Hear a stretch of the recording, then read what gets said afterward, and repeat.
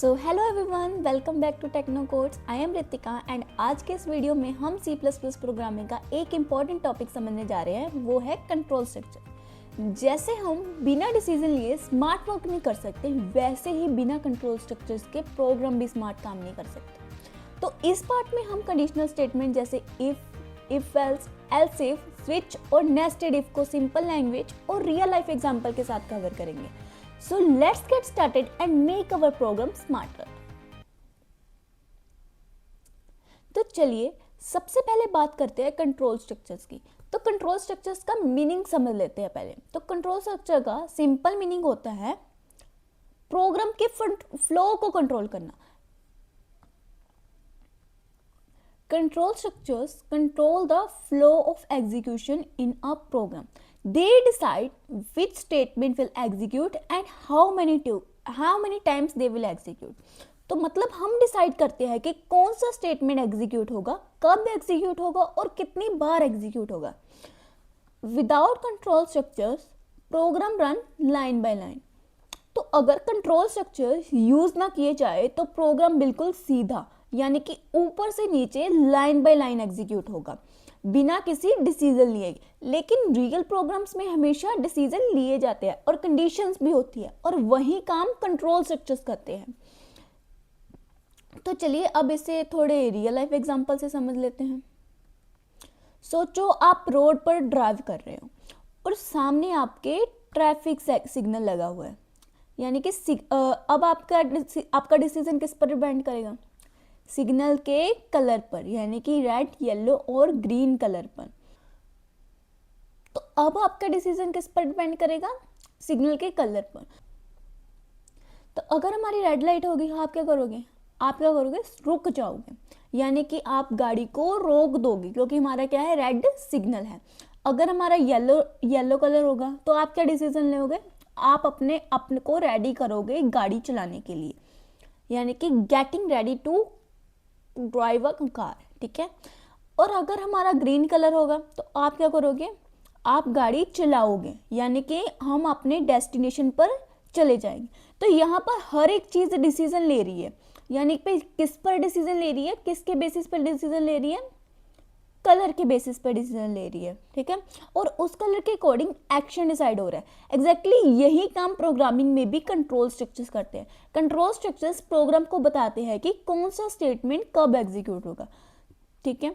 जैसे traffic signal के बिना रोड पर क्योस हो जाएगा, गड़बड़ हो जाएगी, कोई भी गाड़ी कहीं भी और कौन से भी रोड पर चले जाएगी, वैसे ही कंट्रोल स्ट्रक्चर के बिना प्रोग्राम बिना लॉजिक लाइन बाय लाइन चलता रहेगा। इसलिए कंट्रोल स्ट्रक्चर्स प्रोग्राम को क्या देती है? एक डिसिप्लिन देती है, इंटेलिजेंस देती है और स्मार्ट बनाती है। तो चलिए अब कुछ टाइप्स ऑफ कंट्रोल स्ट्रक्चर्स भी देख लेते हैं। तो C++ में कंट्रोल स्ट्रक्चर्स को मेनली 3 पार्ट्स में डिवाइड किया गया है।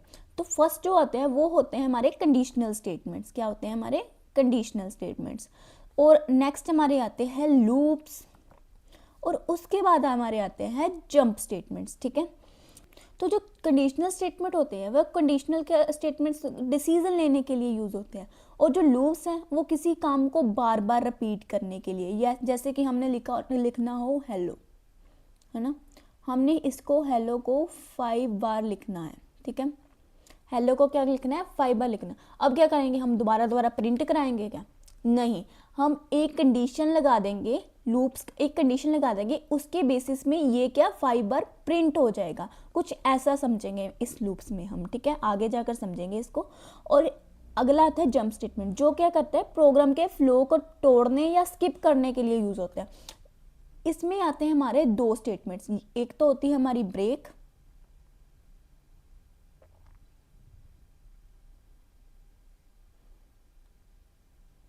दूसरा हमारा आता है कंटिन्यू स्टेटमेंट।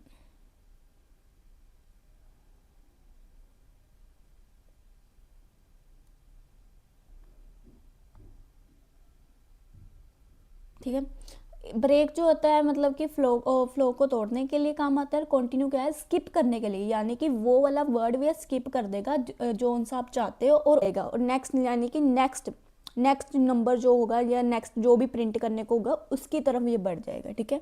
इसको हम आगे जाकर डिटेल में समझेंगे। पहले हम आज कवर करेंगे कंडीशनल स्टेटमेंट्स को।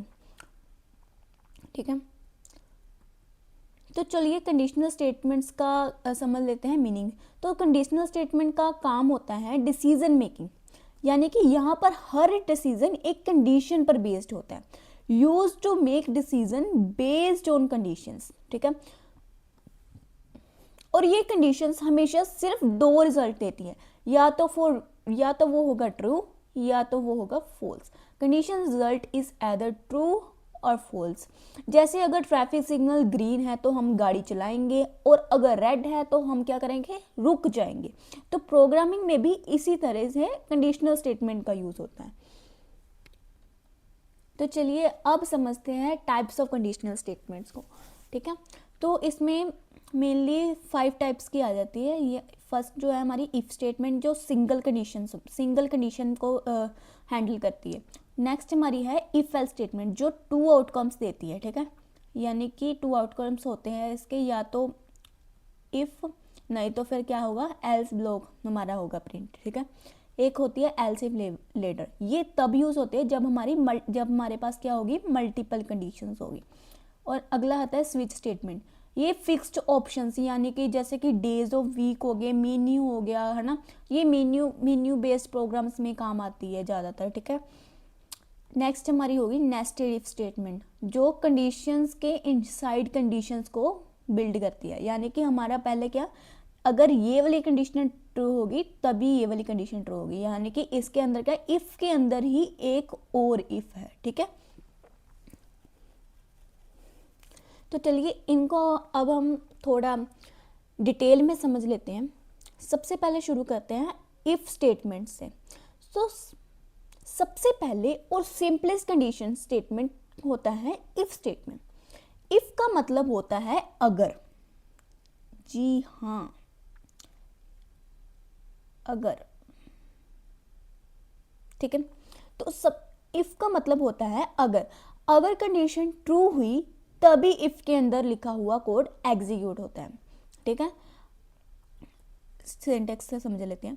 अगर हमारी कंडीशन जो है वो ट्रू हुई तभी हमारा ये वाला ब्लॉक एग्जीक्यूट होगा, नहीं तो नहीं होगा। ठीक है, मतलब इफ स्टेटमेंट तब यूज होता है जब हमें सिर्फ एक कंडीशन चेक करनी होती है और इससे कोई अल्टरनेटिव एक्शन नहीं चाहिए होता है, तब हम क्या यूज करते हैं, इफ स्टेटमेंट को यूज करते हैं।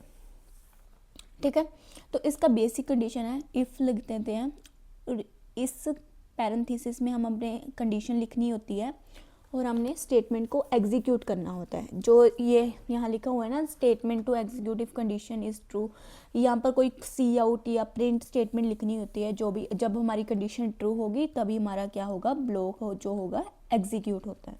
ठीक है, तो चलिए अब इसको रियल लाइफ एग्जांपल समझ लेते हैं। समझो कि आपके फ़ोन की बैटरी 15% है, तो हमारा फ़ोन का बैटरी आइकन है वो क्या येलो येलो शो करने लग जाता है ना,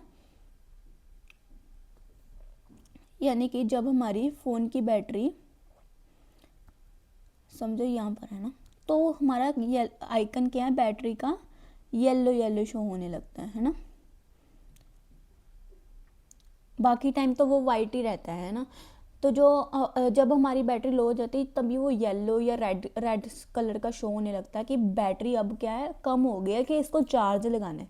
तो यहाँ पर क्या है, तो यहाँ पर कंडीशन क्या बन रही है, अगर हमारी फ़ोन की बैटरी 50% से कम हो जाए तो चार्जर के हम क्या कंडीशन लगाएंगे, तो चार्जर लगा दो। हम क्या प्रिंट करेंगे, चार्ज लगा दो।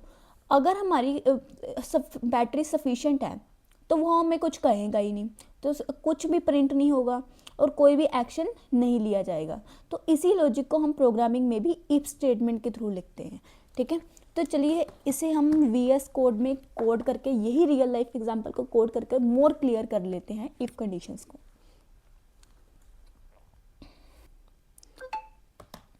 तो चलिए गाइज, इफ एल्स स्टेटमेंट को थोड़ा क्लियर करने के लिए इसे वही रियल एग्जांपल को कोड में कन्वर्ट करके देखते हैं।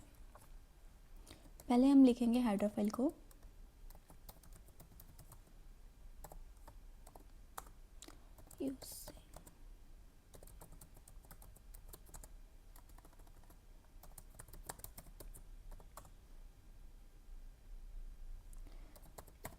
मेन फंक्शन, देन हम एक वेरिएबल ले लेंगे जिसका नाम है बैटरी, ठीक है, क्योंकि हम बैटरी लेंगे यूज़र से। पहले एंटर करवा लेंगे cout enter battery, enter your phone battery percentage, ठीक है।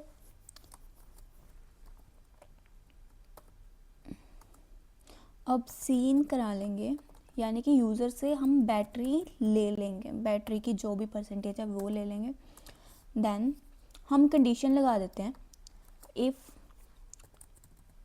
बैटरी इज़ लेस देन और इक्वल टू 15, ठीक है, तब हम क्या प्रिंट कराएंगे, cout battery is low, please connect the charger,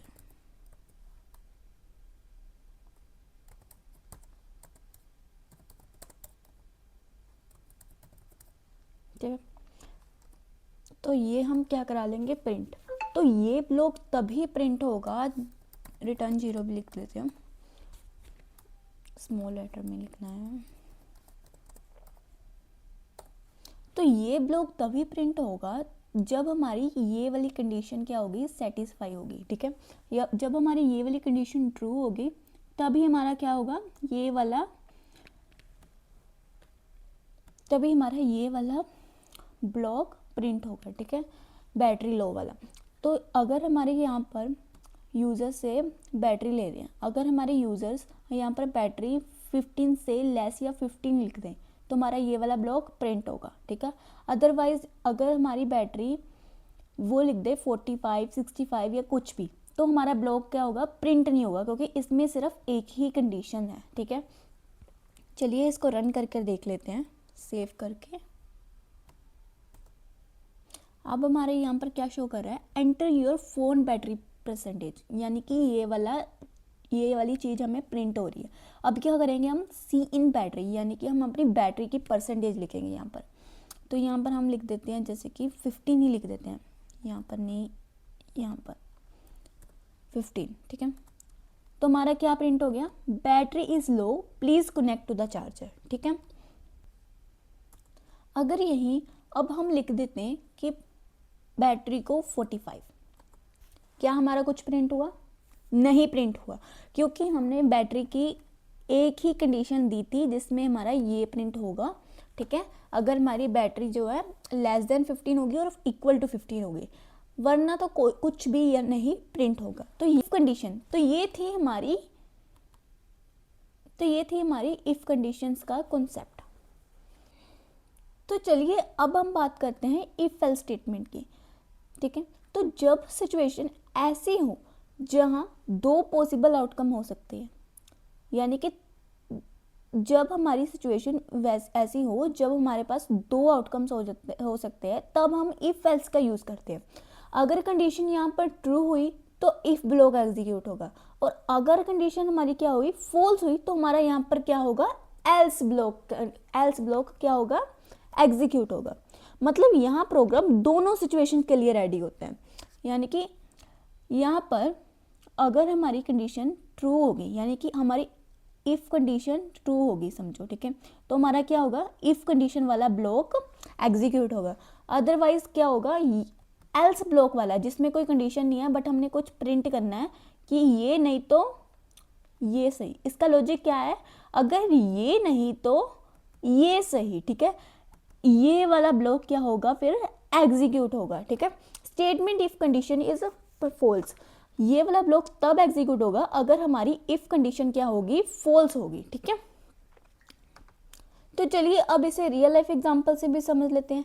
जैसे कि एग्जाम रिजल्ट सिस्टम, अगर मार्क्स 40 या उससे ज़्यादा होंगे तो हम क्या करेंगे, उसको ट्रू, ठीक है, यानी कि पास शो करेंगे। अगर हमारा रिजल्ट 40 से कम होगा तो क्या होगा, हमारा ऑटोमेटिकली फेल शो होने लगेगा, ठीक है, फेल क्या होने लगेगा, शो होने लगेगा। तो चलिए इसे भी रियल लाइफ एग्जांपल से कोड को कन्वर्ट करते हैं, ठीक है, रियल लाइफ एग्जांपल कोड को कन्वर्ट करते हैं, इससे आपको ज़्यादा क्लियरेंस मिलेगी। तो चलिए अब हम समझने जा रहे हैं इफ एल्स कंडीशन को रियल लाइफ एग्जांपल को कोड में कन्वर्ट करके। तो चलिए शुरू करते हैं। सबसे पहले लिखेंगे हेडर फाइल को,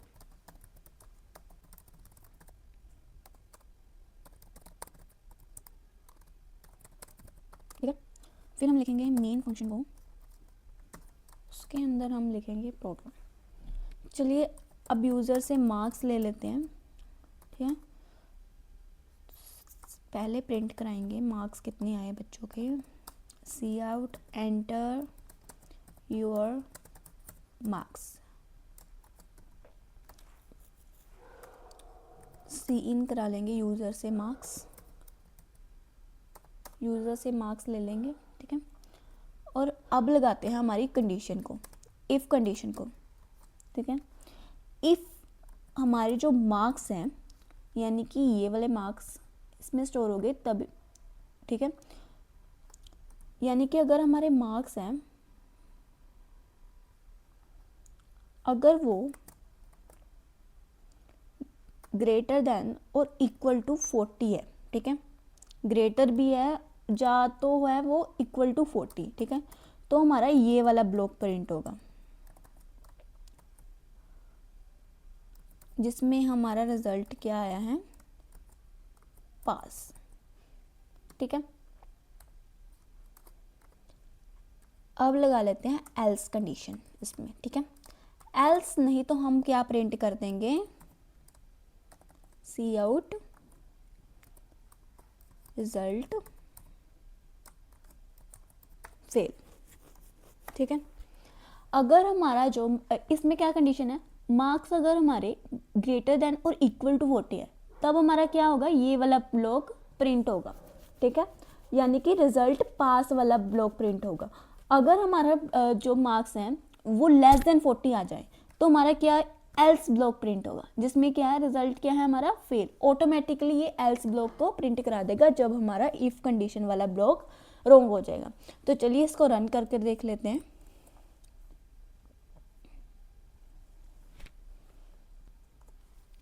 तो यहाँ पर आ रहा है एंटर योर मार्क्स।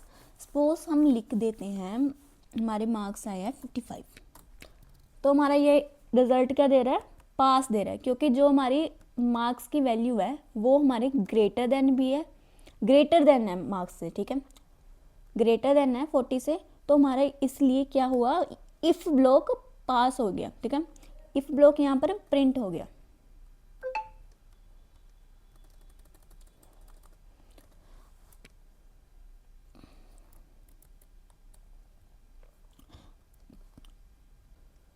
तो सपोज करो अगर मेरे मार्क्स 33 यानी कि 40 से कम आएंगे तो हमारा क्या होगा, एल्स ब्लॉक प्रिंट होगा, यानी कि रिजल्ट क्या होगा, फेल प्रिंट होगा। तो ये थी हमारी इफ एल्स की छोटी सी कहानी। तो ये इजी टॉपिक है, अगर हम इसे ध्यान से समझेंगे ना तो ये इजीली हमें समझ आ जाएंगे, ठीक है। तो चलिए अब हम स्टार्ट करते हैं एल्स इफ लेटर स्टेटमेंट को। तो चलिए समझते हैं एल्स इफ लेटर स्टेटमेंट होती क्या है। It is used to check multiple conditions. तो जो एल्स इफ कंडीशंस होती है वो मल्टीपल कंडीशंस को चेक करने के लिए होती है। तो जब कभी कभी हमें एक नहीं बल्कि मल्टीपल कंडीशंस चेक करनी होती है तो ऐसे केसेस में हम कौन सी कंडीशन क्या यूज़ करते हैं, एल्स इफ लेटर को यूज़ करते हैं। इसमें क्या होता है, एक के बाद एक कंडीशन क्या होती है, चेक होती है। Conditions are checked one by one. अगर कोई भी कंडीशन उनमें से ट्रू निकल आती है वो वाली कंडीशन क्या होगी, एग्जीक्यूट हो जाती है, और जो बाकी स्टेटमेंट्स बाकी कंडीशंस होगी हैं वो हो जाती है हमारी स्किप, ठीक है, सिर्फ वही वाली एग्जीक्यूट होगी है जो हमारी ट्रू होती है, ठीक है। चलिए अब इसके सिंटेक्स को समझ लेते हैं। जैसे कि हमने लिख दिया इफ़ कंडीशन 1, यहाँ पर हमने कंडीशन 1 लिख दी और ये है एल्स इफ, फिर हम लगा देंगे एल्स इफ। यहाँ हम यूज़ करते हैं एल्स इफ, ठीक है। तो यहाँ पर एल्स इफ लेटर, जहाँ पर हमने मल्टीपल कंडीशन यूज़ करनी होती है वहाँ यूज़ करते हैं एल्स इफ, ठीक है। और एल्स इफ आप जितनी मर्जी कंडीशन हो उतनी बार लगा सकते हैं, ठीक है, जितनी भी कंडीशन है उतनी बार लगा सकते हैं। और लास्ट में हम यहाँ यूज़ करते हैं एल्स ब्लॉक को, यानी कि अगर इनमें से कोई भी कंडीशन ट्रू नहीं हुई तो हमारा लास्ट ब्लॉक यानी कि एल्स ब्लॉक क्या है, ट्रू हो जाएगा। ठीक है, चलिए रियल लाइफ एग्जांपल से समझ लेते हैं, यानी से मार्क्स और ग्रेड्स का एग्जांपल ले लेते हैं। अगर हमारे मार्क्स 90 से ज़्यादा हैं तो ग्रेड ए शो करेंगे, अगर हमारे 75 से ज़्यादा हैं तो हम ग्रेड बी ले देते हैं, अगर हमारे मार्क्स 50 से ज़्यादा है तो हमारा क्या आएगा, ग्रेड सी, यानी कि हम एल्स ब्लॉक में क्या लिख देंगे, ग्रेड सी। अगर हमारे इन सब कंडीशन में हमारे मार्क्स कम आए तो ये एल्स वाला ब्लॉक प्रिंट कर देगा हमारी क्वेश्चन को। तो यहाँ मल्टीपल कंडीशन का डिसीजन ले रही हैं, तो इसीलिए एल्स इफ लीडर का यूज़ हुआ है। तो चलिए ये वाली मैंने पहले ही लिख लिया था। तो अब हम लेते हैं इंट मार्क्स। ठीक है, अब हमारे पास है मल्टीपल कंडीशन मार्क्स की। ठीक है, मार्क्स लेने की सबसे पहले तो सी आउट करा लेते हैं मार्क्स को।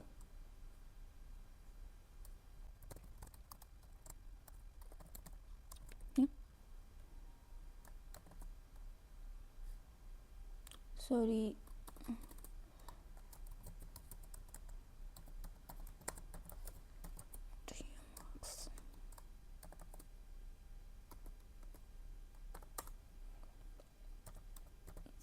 यूज़र से मार्क्स ले लेते हैं। ठीक है, अब हम अपनी कंडीशंस को यूज़ करते हैं, यानी कि अगर हमारे मार्क्स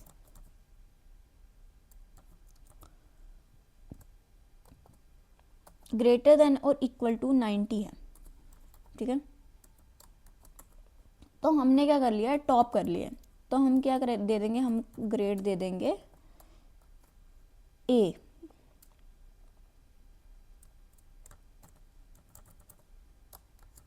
ठीक है, ए ग्रेड दे दिया।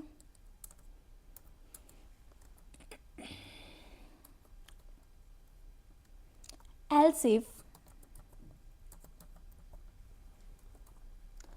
अगर हमारी पहली कंडीशन नहीं ट्रू, तो अगर हमारे मार्क्स क्या है, ग्रेटर देन और इक्वल टू 75 है ना, तो हम क्या दे देंगे, हम सी आउट कर देंगे ग्रेड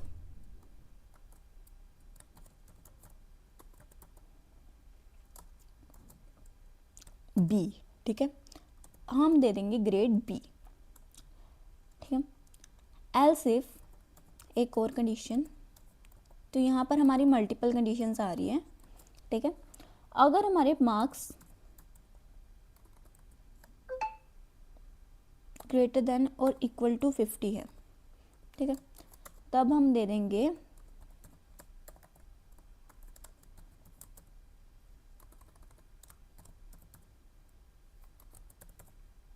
ग्रेड इक्वल टू सी। ठीक है, एल्स हमारे मार्क्स 50 से भी कम है, समझो 50 से भी कम है, तो हम तो बच्चा फेल ही कर देते हैं। ठीक है, इसमें इस केस में क्या कर देंगे, हम बच्चे को फेल कर देते हैं,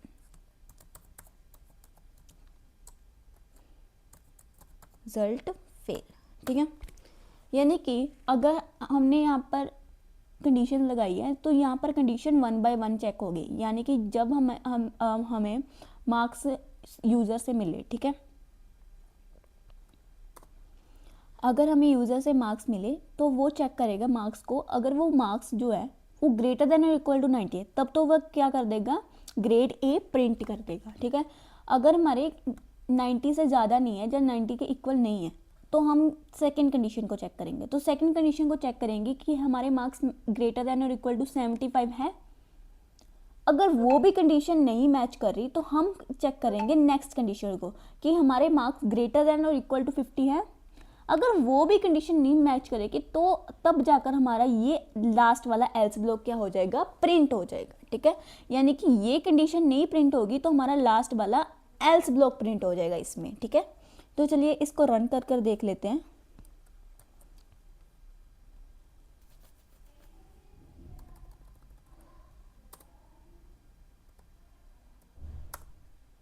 एंटर योर मार्क्स। तो चलिए अब हम अपने मार्क्स को लिख देते हैं 65 सपोज। तो यहाँ पर आया है हमारा ग्रेड सी, क्योंकि जो हमारे मार्क्स हैं वो 50 से भी ग्रेटर हैं और हमारे 50 से ग्रेटर है, तो अभी हमारा ग्रेड सी आया है और ये बाकी कंडीशन को क्या कर रहा है, मैच नहीं कर रहा है, क्योंकि हमारे मार्क्स जो है ग्रेटर देन 90 भी नहीं है या इक्वल टू 90 भी नहीं है, और एल्स इफ में एक सेकंड कंडीशन में हमारे मार्क्स 75 से ज़्यादा भी नहीं है, हमारे मार्क्स 75 से कम है, तो तभी हमारा थर्ड कंडीशन मैच हुई, तो तभी हमारी ग्रेड क्या आया, सी आया अकॉर्डिंग टू रिजल्ट। ठीक है, तो ऐसे हम यूज़ करते हैं मल्टीपल कंडीशंस का। तो चलिए अब हम समझ लेते हैं स्विच स्टेटमेंट को। तो स्विच स्टेटमेंट तब यूज़ होते हैं जब हमें एक ही वेरिएबल की वैल्यू के बेस पर मल्टीपल फिक्स्ड ऑप्शंस में से कोई एक चूज़ करना होता है, मतलब डिसीजन एक वैल्यू पर डिपेंड करता है यहाँ पर, और उस वैल्यू के पॉसिबल आंसर जो होते हैं वो फिक्स्ड होते हैं पहले से। तो ऐसे केसेस में बार बार इफ एल्स लिखना या इफ एल्स लिखना हमारे कोड को क्या करता है, लंबा भी कर देता है और कंफ्यूजिंग भी कर देता है। तो इसलिए हम यहाँ पर क्या करते हैं, स्विच स्टेटमेंट का यूज़ करते हैं। तो स्विच स्टेटमेंट तब यूज होते हैं when multiple choices depend on one value. ठीक है, तो स्विच स्टेटमेंट ज़्यादातर मेन्यू ड्राइवन प्रोग्राम्स में यूज़ होते हैं जहां यूजर्स एक नंबर या ऑप्शंस को चूज़ करता है। चलिए इसे रियल लाइफ एग्जांपल से समझ लेते हैं।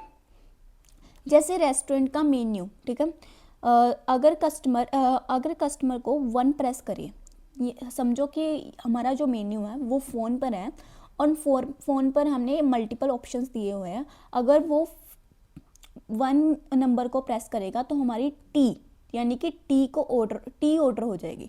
अगर वो प्रेस को 2 करेगा तो हमारी कॉफ़ी ऑर्डर हो जाएगी। ठीक है, अगर वो प्रेस 3 करेगा तो हमारा क्या हो जाएगा, जूस ऑर्डर हो जाएगा। यानी कि जो 1 नंबर पे हमने टी का ऑप्शन दिया हुआ है, सेकंड नंबर में हमने दिया हुआ है कॉफ़ी का ऑप्शन, थर्ड पे जूस का ऑप्शन।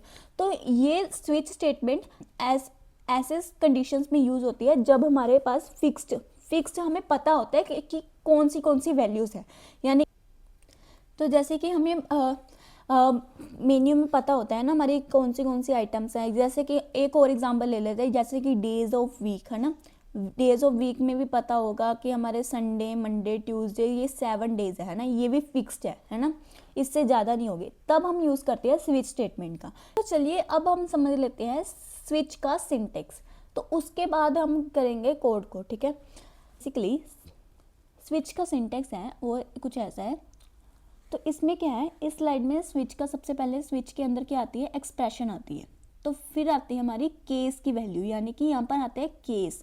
जितने भी केस हो गए उतनी केस लगा सकते हैं हम। और लास्ट में इस सिंटेक्स के आता है डिफ़ॉल्ट स्टेटमेंट्स। अगर हमारे ये सारे केस नहीं चले तो हमारी क्या होगी, डिफ़ॉल्ट स्टेटमेंट क्या हो जाएगी, प्रिंट हो जाएगी। तो ये था सिंपल सा स्टेटमेंट, सिंपल सा सिंटेक्स हमारा स्विच स्टेटमेंट का। इसी के बेसिस में अब हम कोड को लिखते हैं। ठीक है, तो चलिए सबसे पहले ले लेते हैं इंट चॉइस नाम का वेरिएबल, जो हमें चूज़ करके देगा एक ऑप्शन को। ठीक है, वो हमें यूज़र्स बताएंगे। तो चलिए सी आउट कर लेके रेस्टोरेंट मेन्यू। ठीक है, रेस्टोरेंट का मेन्यू दे देंगे।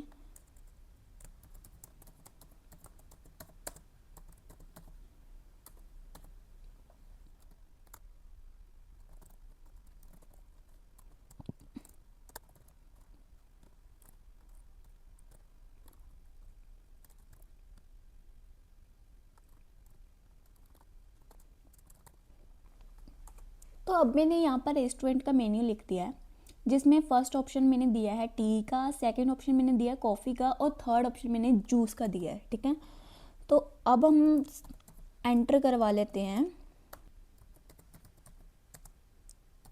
यूज़र की चॉइस। ठीक है, एंटर योर चॉइस।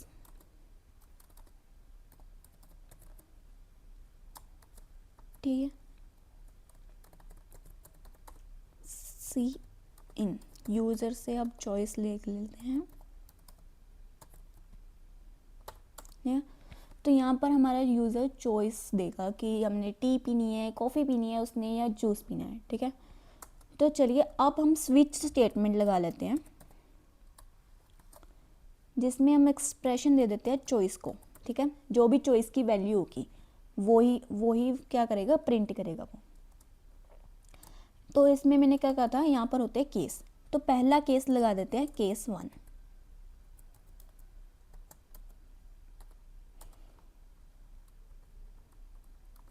केस 1 के बाद आता है कोलन। ठीक है, केस 1 के बाद कोलन शुरू होता है, तो यहाँ पर क्या करेंगे, केस 1 में सी आउट करा देंगे,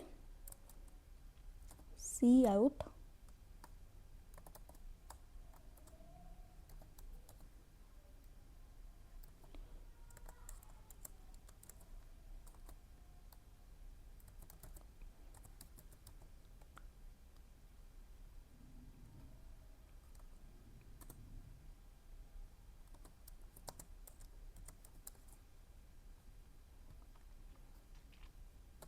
और नेक्स्ट हम इसमें लगा देंगे ब्रेक।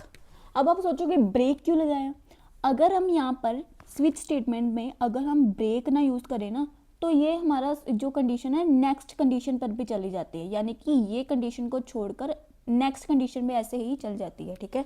तो हमें यहाँ पर ब्रेक यूज़ करना होता है। ब्रेक एक कीवर्ड है जो स्टॉप करने को काम करता है, यानी कि ये वाला केस यहाँ पर ही स्टॉप हो गया, ठीक है। अब हम बढ़ते हैं नेक्स्ट केस पर।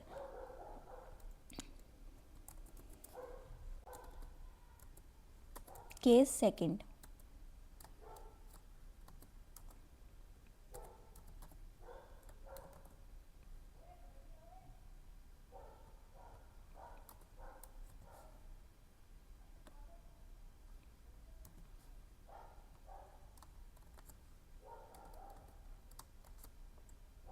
केस सेकंड में हम क्या कर देंगे, कॉफ़ी को किया था ना, तो अगर हम सेकंड नंबर को दबाएंगे तो हमने क्या करा था, यू सिलेक्टेड कॉफ़ी लिख देंगे कि आपने कॉफ़ी को सिलेक्ट कर दिया है।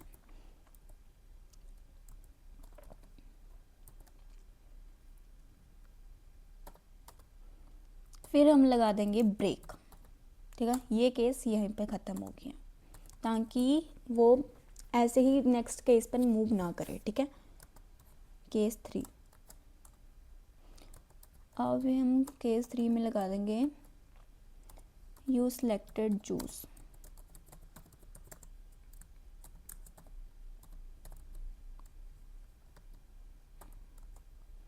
फिर लगा देंगे ब्रेक। और एक यहाँ पर होता है, जैसे हमने सिंटेक्स में पढ़ा था, डिफ़ॉल्ट केस, ठीक है। तो डिफ़ॉल्ट केस में हम क्या सी आउट कर देंगे कि इनमें से आपने क्या कर दिया, इनवैलिड चॉइस कर दिया, यानी कि इनमें से कोई भी नंबर ऐसा नहीं है। अगर यूज़र गलत ऑप्शन चूज़ कर दिया, यानी कि 4 चूज़ करते ऑप्शन जो हमारे ऑप्शन में ही नहीं है, हमने केस ही नहीं दिया उसमें, तो हमारा डिफ़ॉल्ट ब्लॉक क्या करेगा, तब एग्जीक्यूट होगा, ठीक है। जैसे कि यहाँ पर लिख देंगे प्लीज़ सेलेक्ट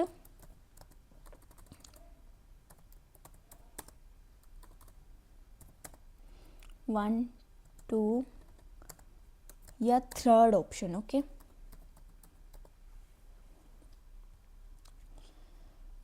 तो यहाँ पर हम अपनी स्विच स्टेटमेंट को कर देंगे ऑफ, ठीक है। तो ये थी हमारी,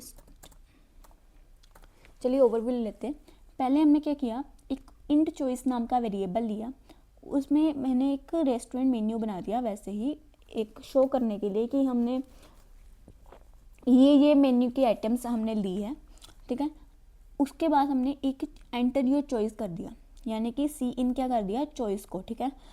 और हमारे केस वैल्यूज़ लगा दिए। तो यहाँ पर जो केस वैल्यूज़ हैं, ठीक है, वो चॉइस अब चॉइस के हिसाब से करें। अब जो भी वैल्यू, यानी कि जो हमारी ये वाली वैल्यू है ना, यही वाली वैल्यू हमने एंटर करनी पड़ेगी इस चॉइस में, यानी कि जो हमने केस के आगे लिखी है, ये हमारी क्या वैल्यू है, यही वैल्यू एंटर करोगे तभी हमारा स्विच केस चलेगा ये, ठीक है। तो पहले हमने लिख दिया केस 1, ठीक है। केस 1 लिख दिया, वहाँ पर क्या कर दिया, सिलेक्टेड टी, क्योंकि हमारा पहला ऑप्शन क्या था, टी का, ठीक है। फिर हमने यू सिलेक्टेड कॉफ़ी लिख दिया सेकंड ऑप्शन में, और वैसे ही केस 3 में यू सिलेक्टेड जूस लिख दिया, ठीक है। और सबके आगे हमने ब्रेक स्टेटमेंट, ब्रेक लिख दिया। ब्रेक क्या है, ताकि एक जो कंडीशन चलने के बाद दूसरी कंडीशन पे मूव ना करे, अगर वो कंडीशन सेटिस्फाई हो रही है दूसरी कंडीशन मूव ना करे, इसलिए हमने ब्रेक कीवर्ड को यूज़ किया, ताकि वही रुक जाएंगे, ठीक है। तो अगर हमारा कोई भी केस नहीं चलता, यानी कि अगर यूज़र प्रिंट कर देता है 4 को, तो हमारा डिफ़ॉल्ट ब्लॉक काम करेगा, यानी कि 1, 2, 3 ऑप्शन वाला ब्लॉक काम करेगा, सॉरी, तो हमारा डिफ़ॉल्ट ब्लॉक काम करेगा। उसमें क्या आ जाएगा हमारा प्रिंट होकर इनवैलिड चॉइस, कि आपने गलत चूज़ कर लिया है, आपको 1 2 3 ऑप्शन में ही चूज़ करना है। ठीक है, तो चलिए अब इसको रन कर कर देख लेते हैं।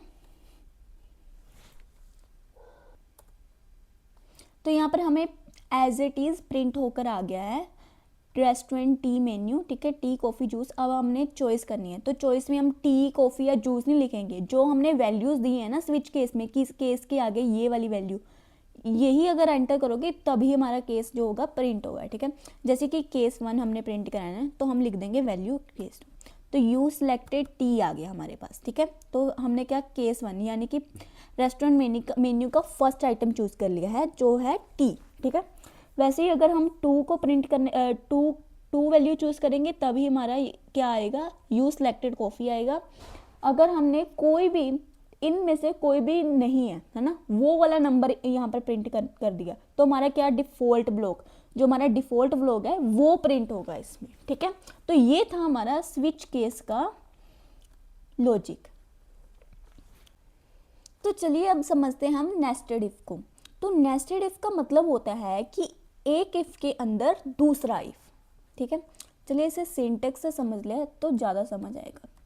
ठीक, तो नेस्टेड इफ का मतलब होता है एक इफ के अंदर दूसरा इफ, यानी कि एक नेस्ट की तरह बना होता, नेस्ट की तरह एक इफ के अंदर चिड़िया के घोंसले के अंदर क्या है, एक चिड़िया है। ठीक है, वैसे ही हमारे एक इफ के अंदर दूसरा इफ है। ठीक है, तो इसका यूज़ तब होता है जब एक कंडीशन दूसरे डिसीजन पर डिपेंड करती हो। मतलब अगर पहली कंडीशन ट्रू होगी तभी हमारी नेक्स्ट कंडीशन चेक होगी। अगर पहली कंडीशन फॉल्स होगी ना, तो हमारा दूसरा ब्लॉक भी नहीं चेक होगा। यानी कि हमारी जो बीच वाली कंडीशन को अगर चेक करना है ना, तो हमारा पहली कंडीशन क्या होनी चाहिए, ट्रू होनी चाहिए।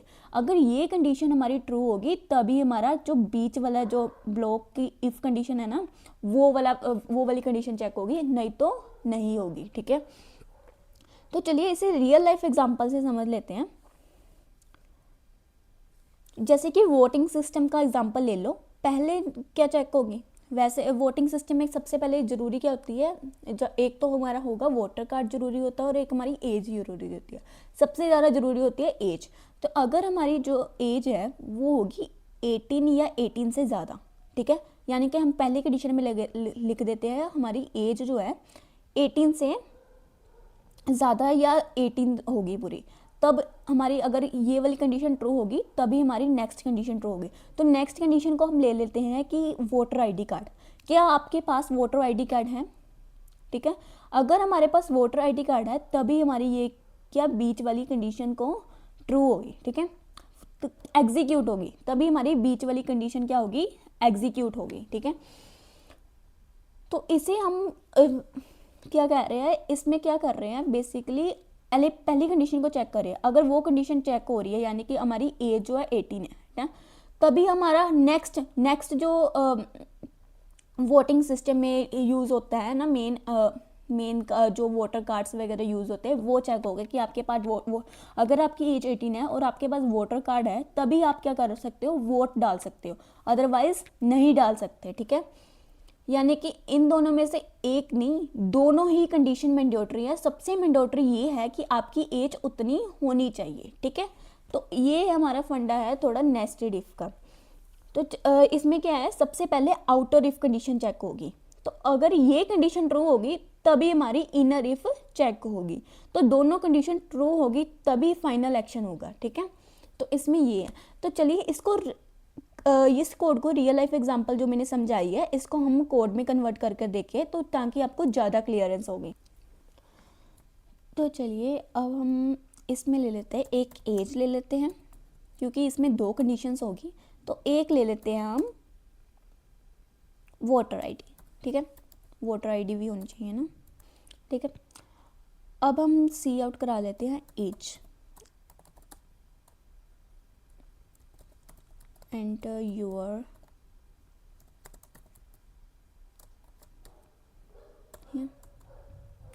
सेम यूज़र से हम एज के ले लेते हैं। ठीक है,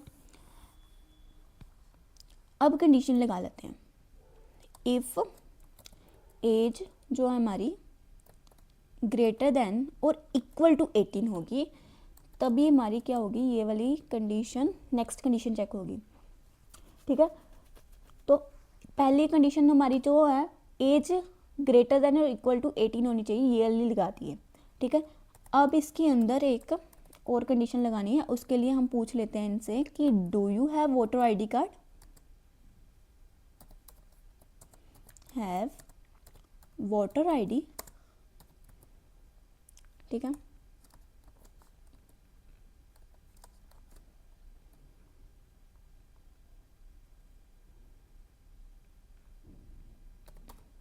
सी इन क्या करा लेते हैं, वोटर आईडी। ठीक है,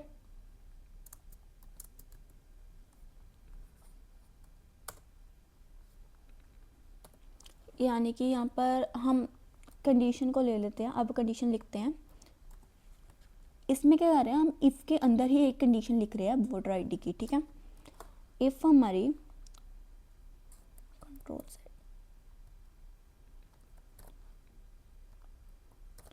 वोटर आईडी इक्वल टू 1, यानी कि अगर 1 जो है ट्रू का काम करता है, ठीक है, C++ प्रोग्रामिंग है, और 0 है वो फॉल्स का काम करता है। यानी कि अब हम इधर अगर 1 लिखेंगे तो हमारा ट्रू आएगा। ठीक है, अगर हम इधर फॉल्स लिखेंगे, अगर 0 लिखेंगे तो वो क्या करेगा, फॉल्स का काम करेगा। ठीक है, तब हमें इसको ऐसे चेक कर लेंगे। ठीक है, इसकी कंडीशन लगा लेते हैं इसको। ठीक है, तो अब अगर ये कंडीशन क्या होगी, ट्रू होगी, तो हमारा ये वाला ब्लॉक भी एग्जीक्यूट होगा। यहाँ पर लिखे गए यू कैन वोट। ठीक है, एल्स नहीं तो हम क्या कर देंगे, अगर ये वाली कंडीशन नहीं ट्रू हुई तो हम क्या कर देंगे, यहाँ पर सी आउट कर देंगे।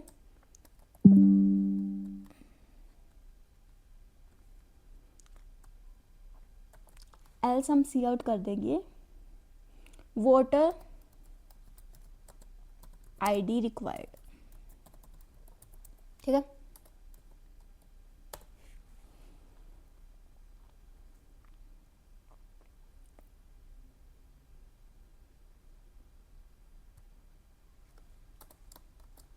ये एल्स वाला ब्लॉक हम रब भी कर देते हैं, नहीं तो आप कंफ्यूज हो जाएगा अभी। ठीक है,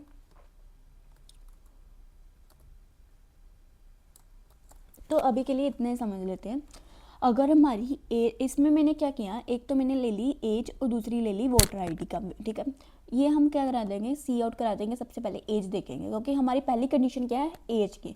अगर हमारी एज जो है ग्रेटर देन और इक्वल टू 18 होगी, तभी हमारा ये वाली कंडीशन को चेक किया जाएगा, तभी हमारी नेक्स्ट पैरामीटर को चेक किया जाएगा, वो है वोटर आईडी। ठीक है, तो अब पूछ लेंगे उससे कि do you have voter ID. अगर हमारी ये कंडीशन ट्रू होगी तो अब पूछेंगे हम इससे do you have voter ID. तो ये यूज़र से वोटर आईडी ले लेते हैं, या तो वो 1 में आंसर देगा या वो देगा 0 में आंसर। ठीक है, ठीक है, इन दोनों में से आंसर आएगा, या तो आएगा 1 या 0, है ना, इन दोनों में से कोई भी आंसर आएगा। यानी कि अगर हमारी इसने वोटर आईडी को 1 किया, अगर ट्रू है तो ये क्या प्रिंट कर देगा, बीच वाला ऑप्शन यू कैन वोट। ठीक है, अदरवाइज कुछ भी नहीं प्रिंट होगा। ठीक है, तो चलिए इसको रन कर देख लेते हैं। तो एंटर योर एज, सबसे पहले क्या प्रिंट हो रहा है, एंटर योर एज वाला ब्लॉक। तो हम अपनी एज क्या लिख देते हैं, 18 लिख लेते हैं। ठीक है, अब हमारी जो ये वाली कंडीशन क्या होगी, ट्रू होगी इसमें, क्योंकि हमने एज का दी, यूज़र ने एज क्या दी, 18 दी। तो ये वाला ब्लॉक अब क्या हुआ, प्रिंट हुआ, है ना, प्रिंट हुआ। तो इसमें क्या पूछ रहे हैं, अब नेक्स्ट कंडीशन पूछ रहे हैं do you have voter ID, क्या आपके पास वोटर आईडी है।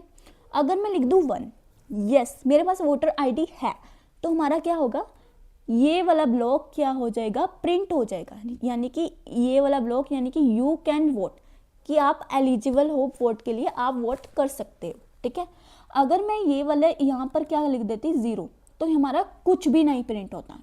तो ये था बेसिकली हमारा नेस्टेड इफ का लॉजिक। ठीक है, तो इसमें हमने क्या समझा, इफ के अंदर एक और इफ का लॉजिक। ठीक है, तो चलिए इस वीडियो को यहीं पर एंड कर देते हैं। तो चलिए आज के इस वीडियो में हमने कंट्रोल स्ट्रक्चर्स इन C++ के अंडर कंडीशनल स्टेटमेंट को डिटेल में समझा और रियल लाइफ एग्जांपल के साथ समझा। तो ये प्रोग्रामिंग का बेस है, क्योंकि बिना डिसीजन के कोई भी रियल प्रोग्राम पॉसिबल ही नहीं है। अगर आपको वीडियो हेल्पफुल लगा तो लाइक ज़रूर करिए, शेयर करिए और टेक्नो कोड्स चैनल को सब्सक्राइब करना मत भूलिए। मिलते हैं नेक्स्ट वीडियो में, जहां हम लूप्स और जंप स्टेटमेंट्स को डिटेल में कवर करेंगे।